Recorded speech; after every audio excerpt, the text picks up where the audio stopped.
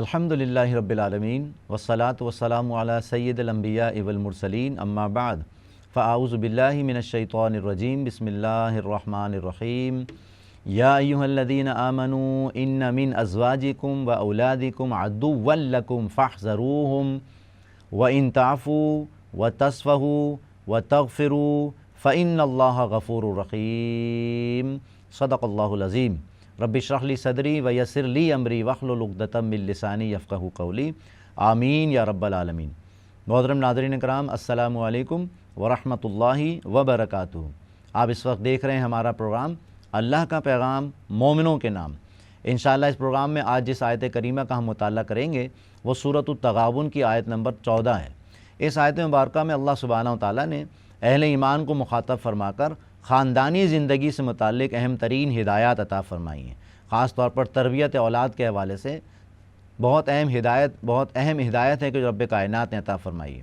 رب کائنات ارشاد فرماتا ہے یا ایھا الذین آمنوا، اے وہ لوگوں جو ایمان لائے ہو، ان من ازواجکم و اولادکم عدوا لکم فاحذروہم، یقیناً تمہاری بیویوں میں سے اور تمہاری اولاد میں سے بعض تمہارے دشمن ہیں، فاحذروہم، تو ان سے ہوشیار رہو، محتاط رہو، چوکنے رہو۔ لیکن وَإِن تَعْفُوا، اور اگر تم معاف کر دو، وَتَصْفَحُوا، اور درگزر کر دیا کرو، وَتَغْفِرُوا، اور بخش دیا کرو، فَإِنَّ اللَّهَ غَفُورٌ رَحِيمٌ، تو یقیناً اللہ سبحانہ وتعالیٰ بخشنے والا اور مسلسل رحم فرمانے والا ہے۔ ناظرین کرام، اس آیت مبارکہ میں جو 2 یا 3 نکات بڑے اہم بیان ہوئے ہیں اس کا تذکرہ کر لیتے ہیں۔ نمبر 1، میاں بیوی کے درمیان باہمی محبت مطلوب ہے۔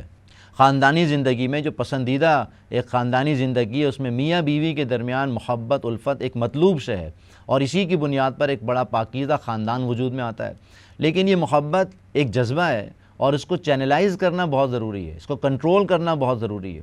لہذا بعض اوقات ایسا ہو سکتا ہے کہ بیویوں کی محبت کی وجہ سے انسان نافرمانی کی طرف جائے، ان کی دنیاوی حاجات کو پورا کرنے کے لیے، ضروریات کو پورا کرنے کے لیے نافرمانی کی طرف چلا جائے۔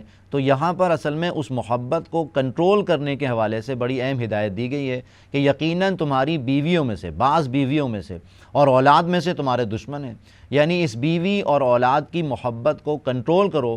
کہیں ایسا نہ ہو کہ ان کی ناجائز خواہشات کو پورا کرنے کے لیے تم ناجائز ذریعہ آمدنی جو ہے وہ اختیار کر لو۔ اور اکثر و بیشتر ایسا ہی ہوتا ہے کہ دنیا میں جو نافرمانی کے کام کرنے والے ہیں، غلط طریقے سے پیسہ کمانے والے ہیں، چاہے رشوت لینے والے ہوں، ناجائز منافع خور ہوں، یا اور بھی مختلف ذرائع ہیں، ان سے اگر پوچھا جاتا ہے کہ یہ کام کیوں کرتے ہو، خاص طور پر رشوت لینے کے حوالے سے بات کی جائے کہ یہ حدیث مبارکہ ہے الراشی والمرتشی کلاہما فی النار، رشوت دینے والا لینے والے دونوں کے دونوں جہنمی ہیں، تو اکثر و بیشتر کا جواب یہی ہوتا ہے کہ ہم اپنی بیوی بچوں کی ضروریات زندگی کو فراہم کرنے کے لیے کام کر رہے ہیں۔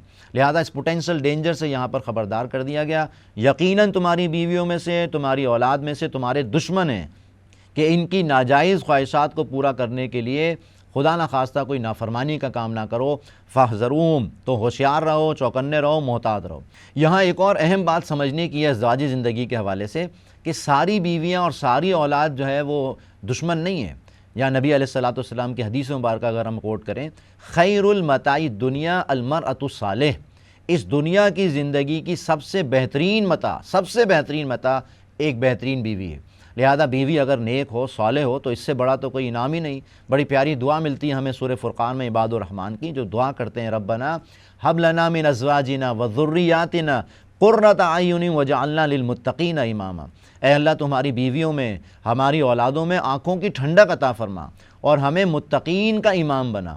لہذا اس اعتبار سے ایک پاکیزہ ماحول، گھر کا ماحول پاکیزہ ہو، اس کے لیے ازواج کے لیے، اولاد کے لیے دعا بھی کی جائے اور حلال روزی کے ذریعے ان کی دنیاوی ضروریات زندگی کو فراہم کیا جائے، یہ پسندیدہ ہے، سربراہ خاندان کی ذمہ داری ہے۔ لہذا اللہ سے دعا کر لیں کہ اللہ سبحانہ وتعالی ہمیں اپنی ان بنیادی ذمہ داریوں کو صحیح طور پر ادا کرنے کی توفیق عطا فرمائے۔ اسی طرح دوسرا نقطہ جو اس میں بیان ہوا، وَإِن تَعْفُوا وَتَصْفَحُوا وَتَغْفِرُوا، اور اگر تم معاف کر دیا کرو، دیکھی اندیکھی کر دیا کرو، بخش دیا کرو، یہ ہے گھر کا ماحول۔ گھر کا پاکیزہ ماحول بنانے کے لیے شوہر کو، سربراہ خاندان کو ایک ایسا ماحول فراہم کرنا پڑے گا جس میں شریعت کے احکامات کی طرف ترغیب بھی ہو، نماز کا اہتمام ہو رہا ہے، پردے کے احکامات پر عمل ہو رہا ہے، گھر میں قرآن پڑھا جا رہا ہے۔ پاکیزہ ماحول سے مراد یہی ہے کہ یہ جو خاص طور پر میڈیا کے ذریعے ہمارے نسلوں کو تباہ اور برباد کرنے کی جو سازش ہے، اس سے اپنے گھر کو پاکیزہ بنانا، ان کو ماحول کو پاک کرنا۔ یہاں یہ بات نوٹ کرنے کی ہے کہ میڈیا، یہ کمیونیکیشن ریسورسز جتنے بھی ہیں، یہ بہت ہی اہم ہیں۔ اس کے ذریعے سے ہم اپنے بچوں کی تعلیم و تربیت کر سکتے ہیں، لیکن اس کو کنٹرول کرنا بہت ضروری ہے۔ کیا دیکھنا ہے کیا نہیں دیکھنا ہے، اس کا فیصلہ سربراہ خاندان کرے گا۔ تو اس اعتبار سے اپنے گھر والوں کی ذہن سازی کرنا، شریعت کے احکامات پر عمل کرنے کے اعتبار سے ان کو تیار کرنا، یہ سربراہ خاندان کی ذمہ داری ہے۔ اور سائیکولوجیکلی، نفسیاتی طور پر بچوں کی نفسیات کو سمجھتے ہوئے ان کو دین کی طرف لانا آج کے دور کا ایک بہت بڑا ٹاسک ہے۔ لہذا اس اعتبار سے کبھی سختی بھی کرنی پڑے گی، لیکن جو گھر کا ماحول ہے اس کے لیے یہ 3 الفاظ بڑے اہم ہیں۔ اور اگر تم معاف کر دیا کرو، بچے کی تربیت کے حوالے سے بعض اوقات معاف کر دینا زیادہ اچھا ہوتا ہے۔ آپ نے دیکھ لیا کہ بچے نے کوئی غلط کام کیا ہے، لیکن اس کی سرزنش نہیں کی، اس کی عزت نفس کو مجروح نہیں کیا، بلکہ اختیار رکھنے کے باوجود اس کو معاف کر دیا، تو یہ بڑا اچھا موقع ہوتا ہے کسی کو سنولنے کے لیے، بہتر ہونے کے لیے۔ بہت اچھا کوٹیشن ہے، سیویئر پنشمنٹ کیا ہے؟ اگنورینس از اے سیویئر پنشمنٹ۔ کسی کو اگنور کر دیں، آپ کو پتہ ہے کہ اس نے غلط کام کیا، آپ اس کو سزا دے سکتے ہیں، لیکن آپ نے جب اگنور کیا تو اس کو یہ محسوس ہو گیا کہ ابو جان سزا دینے پر قادر تھے، پنش کر سکتے تھے، لیکن پھر بھی انہوں نے معاف کر دیا۔ تو بہت سے لوگ ایسے ہوتے ہیں کہ جو اس پنشمنٹ پر، اگنورنس کی جو پنشمنٹ ہے، اس پر سدھر جاتے ہیں، ٹھیک ہو جاتے ہیں، اصلاح ہو جاتی ہے۔ لہذا 3 الفاظ پر ذرا فوکس کرنے کی ضرورت ہے۔ یہ رب کائنات کا کلام ہے اور ایک ایک حرف اس میں بڑا قیمتی ہے۔ لہذا گھر کا ماحول پاکیزہ بنانے کے لیے پہلی روش وَإِن تعفوا، اور ان کو معاف کر دیا۔ وَتَصْفَحُوا، تصفحو کے معنی ہوتے ہیں صف، عربی زبان میں کہتے ہیں کہ جس کو دیکھ کر درگزر کر دیا جائے، دیکھی اندیکھی کر دی جائے۔ تو اس اعتبار سے کبھی کبھار دیکھی اندیکھی بھی کرنی پڑے گی، معاف بھی کرنا پڑے گا، دیکھی اندیکھی بھی کرنی پڑے گی۔ اور تیسرے نمبر پر وَتَغْفِرُوا، اور بخش دیا کرو۔ غفارہ یغفرو کے معنی ہوتے ہیں ڈھانپ لینا، جیسے ماں کی روش ہوتی ہے، خاص طور پر ماں بہت ساری چیزوں کو چھپا لیتی ہے۔ گو کہ صحیح بات لوگوں کو بتانی چاہیے، گھر کے سربراہ کو ہر چیز صحیح وقت پر بتانی چاہیے۔ ایسا نہ ہو کہ وقت گزر جائے بعد میں یہ افسوس ہو رہا ہو۔ لیکن پھر بھی بہت ساری ایسی چیزیں ہیں کہ جس کو ماں خود ٹیکل کر سکتی ہے، اس کو کنونس کر سکتی ہے، باپ تک وہ بات نہ پہنچے، لیکن اگر باپ تک پہنچ بھی جائے اور ایسی چیز ہو کہ جس پہ سرزنش کی جا سکتی ہے اور پھر بھی بخش دیا جائے اصلاح کے لیے خاص طور پر، تو یہ بہت اہم طریقہ کار ہے، اسٹریٹجی ہے۔ اللہ سے دعا کریں اللہ سبحانہ و تعالی ہمیں اس اعتبار سے توازن، اس اعتبار سے بیلنس کرنے کی توفیق عطا فرمائے۔ کہیں ایسا نہ ہو کہ گھر کا ماحول انتہائی سخت ہو جائے جس کی وجہ سے ریجڈیٹی آ جائے اور سختی کی وجہ سے دوری ہوتی ہے دین سے، اور کہیں ایسا نہ ہو کہ اتنی سافٹنس ہو جائے، اتنی لینینٹ ہو جائے کہ پھر بچے جو ہیں وہ ماں باپ کو یا شریعت کے احکامات کو اہمیت ہی نہ دے رہے ہوں۔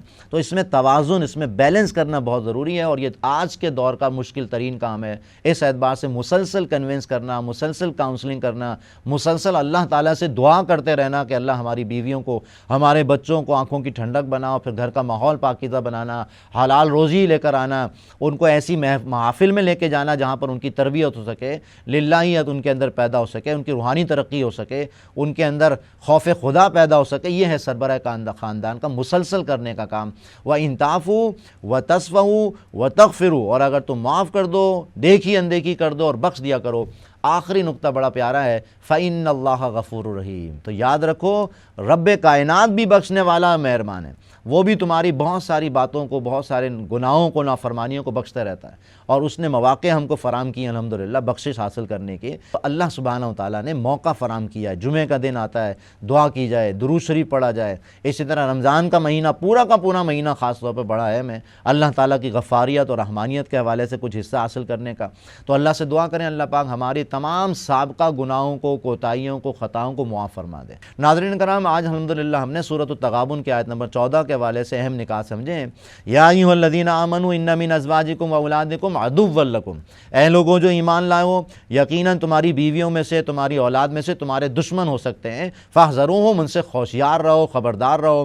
باہمی محبت بہت ضروری ہے، لیکن یہ محبت حدود میں رہے، جائز حدود میں رہ کر اس کو پروان چڑھایا جائے۔ ناجائز طریقے سے پیسہ کما کر دنیاوی ضروریات پوری کرنا، یہ اصل میں جو ہے اس سے خبردار کر دیا گیا۔ لیکن گھر کا ماحول پاکیزہ کرنے کے لیے اگر تم معاف کر دو، بخش دو، معاف کر دو، درگزر کر دو، بخش دیا کرو، فإن اللہ غفور الرحیم، تو رب کائنات بھی بخشنے والا ہے، مہربان ہے۔ اللہ سے دعا کریں اللہ پاک ہماری تمام خطاؤں کو معاف فرما دیں۔ اقول قولی ھذا واستغفر اللہ لی ولکم ولسائر المسلمین والمسلمات۔